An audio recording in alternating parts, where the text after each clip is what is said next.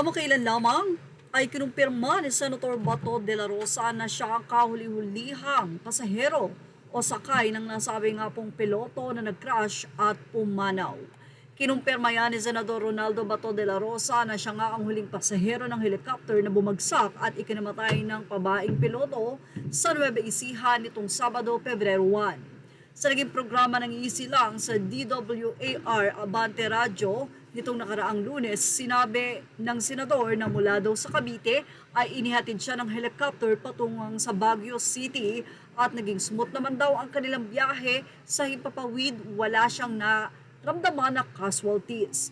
Paglapag nila sa Baguio City ay pinabalik na umano niya ito sa Maynila. Base sa record ng Civil Aviation Authority of the Philippines, lumipad ito sa Baguio City ng alas 11:51 ng umaga at lumapag sa Binalonan, Pangasinan ng alas 12:05 ng tanghali para mag-refuel. Gayunpaman, dakong alas 4:30 ng hapon, nag-take off na sa Binalonan ang helicopter hanggang sa mapaulat na bumagsak nga ito sa isang sapa sa Gimba, Nueva Ecija. Nalaman nilang ito dahil hindi na nga makontak ang nasabing piloto. Ang Robinson helicopter na may registration number RPC 4324 ay pagmamayari ng Lion Air Incorporation ng negosyanteng si Archibald Archipo. Ang pilotong bumagsak ng helicopter ay ang anak nitong si Julia. Ikinalungkot naman ni De La Rosa ang pagpanaw ni Julia lalo pat kaibigan umano niya ng mga Duterte ang ama nito. Nagkaroon na rin ng povya ang senador sa pagsakay sa helicopter. Aniya, natatakot ako, pipilitin ko na lang sigurong magmotorsiklo o mag four wheels na lang, say pa ni Bato. Samantala, ang nasabing nasawing ito na piloto ay personal pilot pala ni Willie Revillame.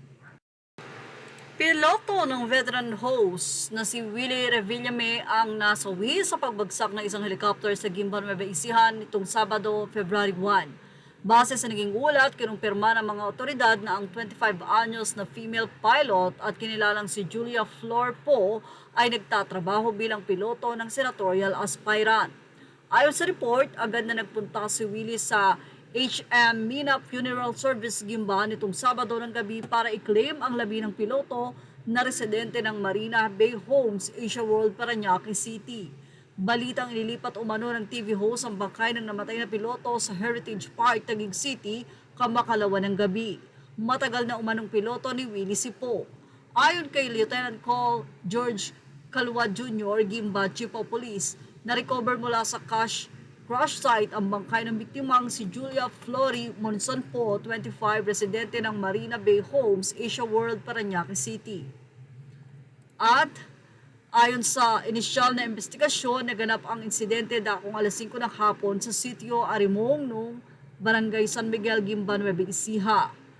So yan po ang naging update at sa ngayon, sabi nga natin, ayaw nang mag-helicopter ni Senator Ronald Bato de la Rosa.